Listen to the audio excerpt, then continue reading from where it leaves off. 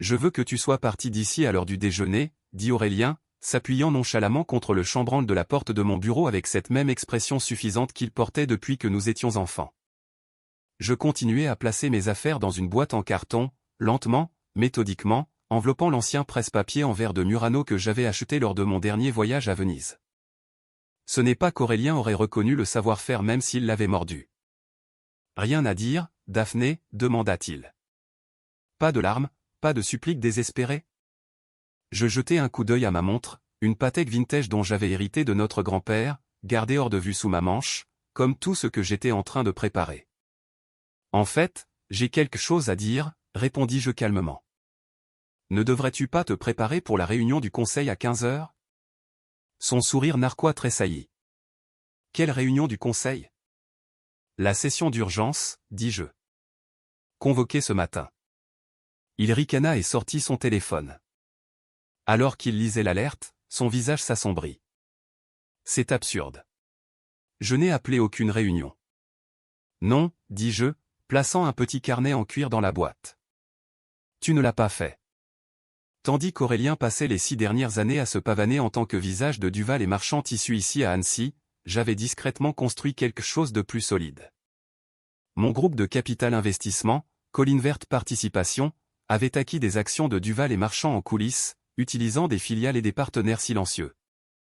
J'attendais ce moment, Mon téléphone vibra. Un message de mon directeur financier, LS à sécuriser. 83% prêt quand tu le es. Le ton d'Aurélien se fit plus vif.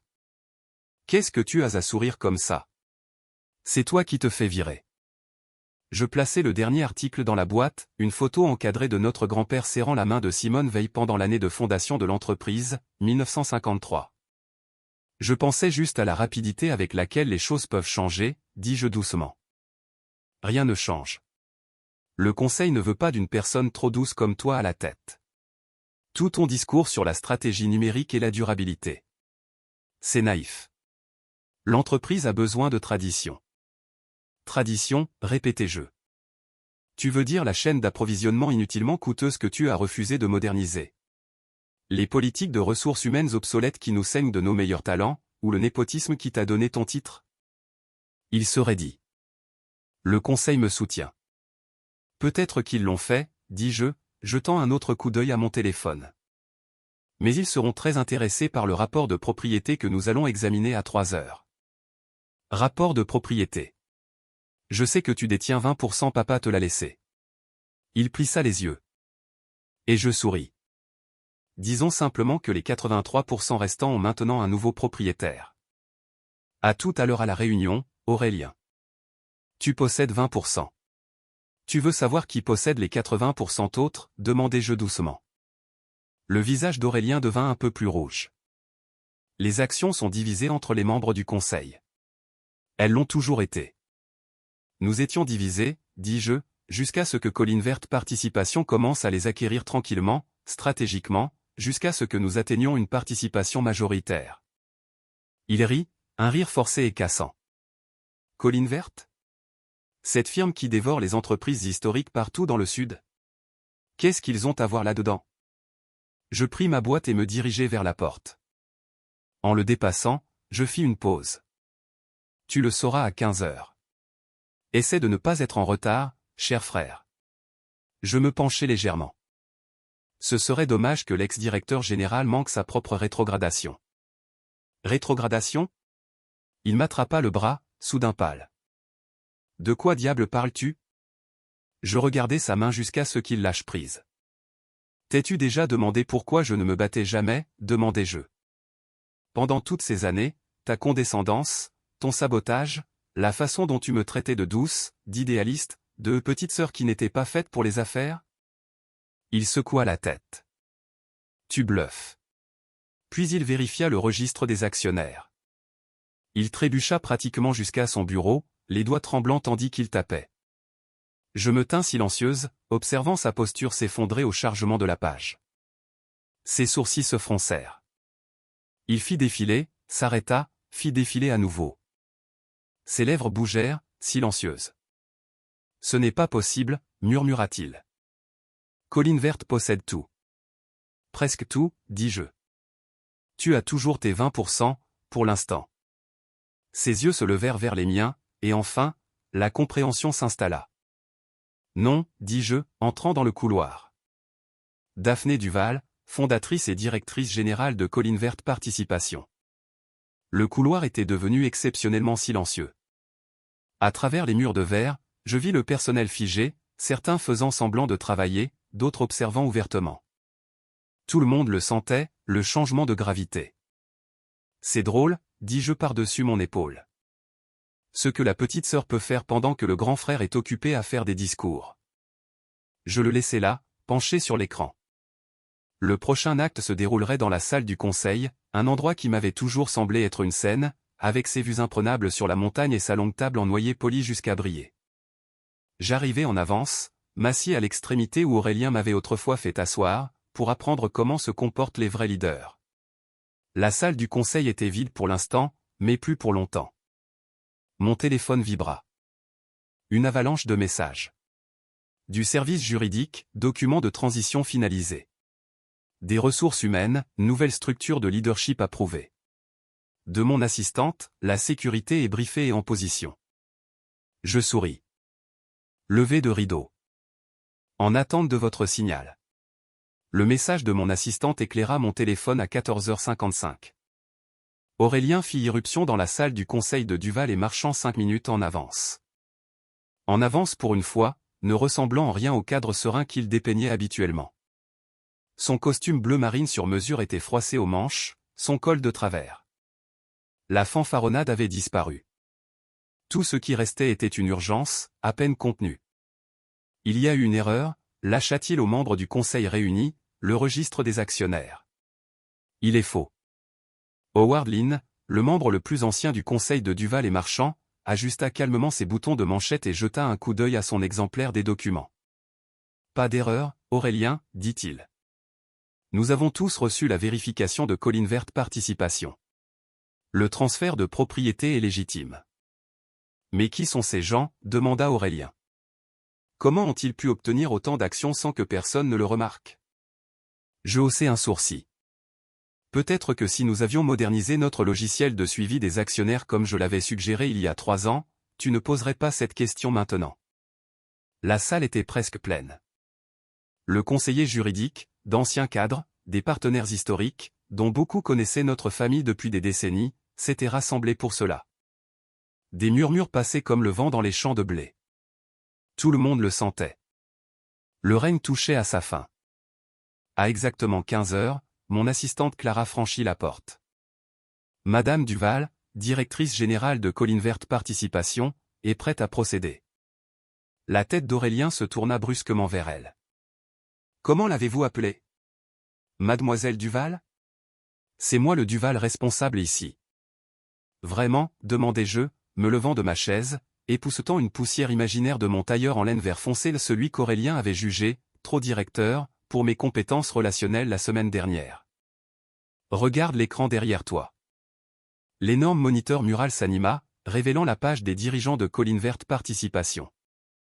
Moi, de face et au centre, Daphné Duval, fondatrice et directrice générale. La salle bruissait de murmures. Aurélien cligna rapidement des yeux, puis attrapa le bord de la table pour garder l'équilibre. Ce n'est pas possible, murmura-t-il. Tu n'es que ma petite sœur. Ta petite sœur, dis-je, marchant lentement devant lui. Qui a passé les 6 dernières années à bâtir une société d'investissement sans dette de 46 milliards d'euros pendant que tu jouais au roi avec un pouvoir hérité? Howard Lynn s'éclaircit à nouveau la gorge. Peut-être que Daphné pourrait expliquer pour la clarté du conseil. Je tapotai mon téléphone. Une série de diapositives prit le contrôle de l'écran, journaux d'acquisition, déclarations d'entreprise, sociétés de portefeuille en couche, toutes remontant à Collinvert Participation. Pendant qu'Aurélien se concentrait sur le maintien des apparences, commençai-je, je me suis concentré sur la stratégie. Nous avons racheté tous les actionnaires partant au cours des 4 dernières années tranquillement, légalement, efficacement. Aurélien bégaya. Tu ne peux pas faire ça. Nous ne sommes pas à vendre. Nous l'étions, répondis-je calmement. Si vous êtes aussi près que moi à voir ce qui se passe lorsque les portes de la salle du conseil se referment enfin, n'oubliez pas de vous abonner. Vous ne voudrez pas manquer ce qui vient ensuite. La voix d'Howard Lynn contenait quelque chose de dangereusement proche de l'admiration. Chaque fois que l'action plongeait, nous achetions davantage. Des noms différents, des fonds différents, des coquilles différentes. Jusqu'à ce que vous nous possédiez tous. Aurélien secoua la tête, essayant toujours de comprendre. Mais l'argent, le capital qu'il faudrait pour faire tout cela. Comment? Je me penchai légèrement en avant, posant ma main sur la table polie. Te souviens-tu de cette petite agence de conseil que j'ai lancée après l'université? Celle que tu as qualifiée de passe-temps? Il fixa, silencieux. Elle a grandi. Lentement, puis rapidement. Nous avons réinvesti, nous nous sommes développés, nous avons pris de l'ampleur.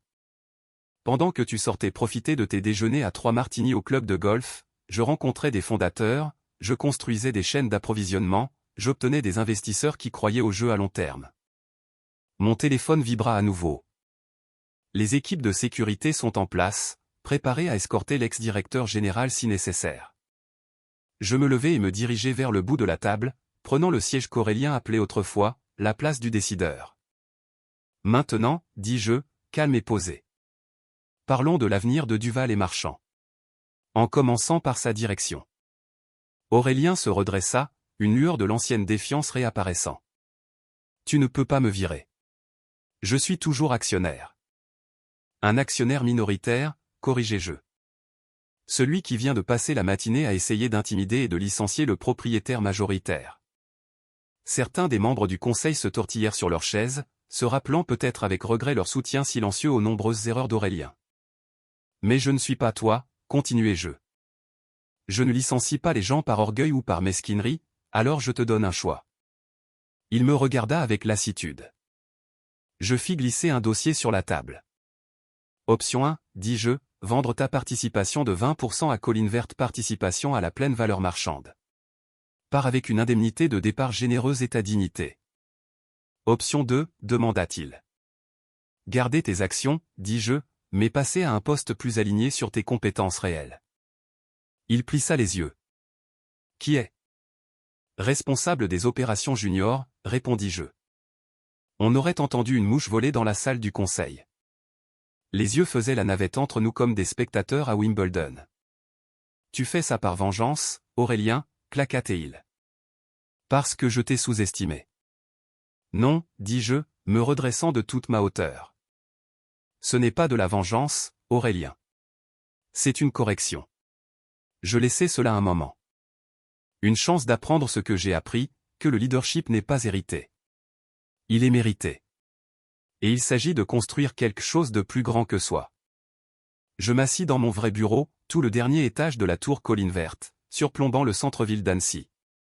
La ville en contrebas commençait à s'agiter, la lumière du soleil accrochant le verre et l'acier d'une douzaine de bâtiments que je possédais purement et simplement ou dans lesquels je détenais des participations discrètes. Mon téléphone vibrait sans fin. Membre du conseil, coup de maître. Nous savions que vous en étiez capable. Anciens dirigeants, nous avons toujours cru en vous. Prenons contact à nouveau. Leader de l'industrie, génie stratégique. Déjeuner la semaine prochaine. Et enfin, Aurélien, nous devons parler. Clara entra, portant les notes de service du matin. Votre frère est dans le hall, Madame Duval. Il attend depuis juste après 6 heures. Je me tournai vers le flux de sécurité. Aurélien semblait étranger. Son costume était froissé, son col lâche, ses cheveux en désordre, pas d'entourage, pas de confiance, juste un homme qui avait finalement été forcé de se regarder dans le miroir. Faites-le monter, dis-je, et apportez-moi le manuel de l'employé. Il entra lentement, absorbant la vue panoramique avec un mélange d'admiration et de malaise. Les fenêtres du sol au plafond offraient une ligne de mire directe sur le siège de Duval et Marchand, où il avait régné jusqu'à hier. Beau bureau, dit-il enfin. Plus grand que le tien, répliquai-je avec aisance. Être la véritable directrice générale a ses avantages. Je désignai le siège en face de moi. As-tu pris ta décision? Il s'enfonça dans le fauteuil, visiblement plus âgé que ses 41 ans. Depuis combien de temps préparais-tu ça? Préparer? Je fis un petit sourire. Non, Aurélien, c'est toi qui as préparé ça. Chaque fois que tu as rejeté mes propositions, chaque fois que tu m'as coupé la parole en réunion, chaque fois que tu as dit au conseil que j'étais émotionnel ou idéaliste, tu as posé les fondations. Mais Colline Verte, laissa-t-il en suspens. C'est énorme. Le capital, la structure, comment? Je tapotai un bouton sur le bureau en verre. Le mur s'éclaira avec notre portefeuille, couche après couche de sociétés, de fonds, de biens immobiliers, de partenariats. J'ai commencé petit, un investissement, puis un autre. J'ai réinvesti, je me suis développé, j'ai grandi discrètement. Pendant que tu jouais au monarque dans le bureau de papa, ajoutai-je, je construisais mon propre royaume. Il fixa les chiffres qui remplissaient l'écran. 46 milliards d'euros d'actifs, murmura-t-il. Plus de 30 entreprises. Comment personne n'a-t-il pu savoir? Ils ont vu ce qu'ils voulaient voir, dis-je. Personne n'a jamais cherché plus loin parce que personne ne pensait que Daphné Duval pouvait être plus que la sœur tranquille avec trop d'idées. Mon téléphone vibra à nouveau. Mise à jour de la signalisation Duval et Marchand en cours. Nouveau support de marque approuvé. Aurélien regarda par la fenêtre. Son ancien empire était en cours de changement de marque en temps réel. Alors, que se passe-t-il maintenant? Demanda-t-il. Pour moi? Pour Duval et Marchand? Cela dépend de toi, répondis-je. J'étalai le manuel de l'employé sur mon bureau, le feuilletant jusqu'à la page que j'avais marquée. Responsable des opérations juniors. Le salaire de départ est exactement ce que tu me payais il y a 5 ans. Je croisai son regard. Ironique, n'est-ce pas? Et si je refuse? Alors accepte le rachat. Je tapotai un bouton sur mon bureau. L'écran derrière moi changea à nouveau, affichant cette fois les véritables données financières de Duval et Marchand, tirées d'audits internes, de prévisions de risques et de rapports discrètement recueillis. Regarde de près, dis-je. Le logiciel de logistique obsolète que tu as refusé de mettre à niveau, les ingénieurs et les stratèges que tu as chassés, les programmes de durabilité auxquels tu as opposé ton veto. Sans l'intervention discrète de Colline Verte, cette entreprise se serait effondrée en moins de 18 mois. Le visage d'Aurélien devint pâle au chargement des projections, pente rouge vers le bas, érosion des marges, responsabilité juridique. Il regarda avec incrédulité. Je ne savais pas, murmura-t-il. Non, tu ne savais pas, dis-je. Parce que savoir aurait nécessité d'accepter que tu avais tort à propos de l'entreprise, à propos de l'avenir, à propos de moi. La voix de Clara arriva par l'intercom. Madame Duval, l'équipe de transition est prête pour le déploiement du système. De plus, les médias locaux demandent une déclaration concernant le changement de direction. Aurélien leva les yeux, secoué. Tu vas vraiment jusqu'au bout? Rétrograder ton propre frère? Je haussai légèrement les épaules. Comme tu as viré ta propre sœur. Mais je te donne quelque chose que tu ne m'as jamais donné, un chemin pour revenir, une chance d'apprendre, de mériter. Il ricana, bien que cela semblât plus las que défiant. Commencer par le bas? Non, corrigeai-je. Commencer là où tu aurais toujours dû commencer, sur le terrain. Comprendre les gens, les systèmes, le but. Pas de raccourcis, pas de titres, pas de privilèges. Il ne parla pas pendant un moment, fixant juste l'horizon des Alpes d'Annecy, désormais partiellement remodelé par la touche de Colline Verte, de nouveau toi, une nouvelle énergie. Tu me détestais, demanda-t-il finalement. Toutes ces années. Non, Aurélien, dis-je honnêtement. J'avais pitié de toi. Tu pensais que naître le premier faisait de toi le leader. Je savais mieux. Je regardais par la fenêtre à côté de lui. Le leadership n'est pas hérité. Il est mérité. Au cours de l'année suivante, Duval et Marchand se transformèrent. Sous la direction de Colline Verte, les systèmes obsolètes furent reconstruits. La culture, autrefois descendante et stagnante, fut redéfinie. L'innovation coula. Le talent revint. Et Aurélien? Il apprit. Lentement, douloureusement, mais pas à pas. Il se reconstruisit. Sur le terrain des opérations, il vit ce dont les employés avaient besoin. Dans le développement de produits, il regarda l'innovation prospérer. Avec le temps, il gagna le respect qu'il avait autrefois supposé venir avec son nom de famille. 1 an plus tard, je le convoquai dans mon bureau. L'horizon avait encore changé. Le logo de Colline Verte brillait maintenant là où se tenait autrefois Duval et Marchand. Ton évaluation de performance est arrivée, dis-je, ouvrant son dossier. Exceptionnel. Il semble que tu puisses apprendre après tout. J'ai appris, dit-il doucement. Parce que tu m'as finalement montré comment. À propos des affaires, à propos du leadership, à propos de la famille. Je fis une pause. C'est pourquoi je t'offre une promotion. Aurélien leva les yeux, surpris. Directeur principal des opérations. Tu l'as mérité. Cette fois avec de vraies responsabilités. Son expression s'adoucit. Aucune arrogance, seulement de la gratitude. Merci pour tout. Pour avoir repris ton pouvoir, et pour m'avoir montré ce que signifie réellement le vrai pouvoir. Nous nous tînmes près de la fenêtre, regardant la ville qui nous semblait maintenant être la nôtre. Le nom Duval compte toujours, dis-je. Mais pas parce que nous en avons hérité, parce que nous l'avons reconstruit. Il hocha la tête. Il avait finalement compris. Le vrai leadership n'est pas transmis. Il est mérité. Alors que le soleil se couchait derrière l'horizon des Alpes, projetant de longues ombres sur ce que nous partagions maintenant, je réalisais, parfois, la meilleure vengeance n'est pas de reprendre le contrôle. C'est d'enseigner à quelqu'un comment le mériter. 5 ans plus tard, lors du 70e anniversaire de Duval et Marchand, Aurélien et moi nous tenions sur scène. L'innovation par la compréhension, le leadership par l'apprentissage, annonçâmes-nous. Il ajusta son badge, vice-président exécutif des opérations. Tu te souviens quand je t'ai viré, murmura-t-il. Je souris. Tu te souviens quand j'ai acheté l'entreprise? Il ricana. La meilleure prise de contrôle hostile de tous les temps. Il l'appelle toujours la révélation Duval. Derrière nous, Colline Verte et Duval et Marchand brillaient. Plus des rivaux, mais des partenaires. Nous n'avons pas seulement préservé un héritage, dis-je. Nous avons construit quelque chose de mieux. Aurélien hocha la tête. Tu l'as construit. J'ai finalement appris à aider. Et peut-être que ce fut la plus grande victoire de toutes. Si mon histoire a eu un sens pour vous, si vous avez déjà été sous-estimé, écarté ou si l'on vous a dit que vous n'aviez pas votre place, laissez un commentaire. J'aimerais beaucoup savoir comment vous avez récupéré votre pouvoir. Et si vous êtes toujours sur ce chemin, n'arrêtez pas. Construisez discrètement. Dirigez avec audace. Méritez le pas à pas. Abonnez-vous pour suivre mon prochain chapitre. Et rappelez-vous, parfois la voix la plus forte est celle qu'ils n'ont jamais vue.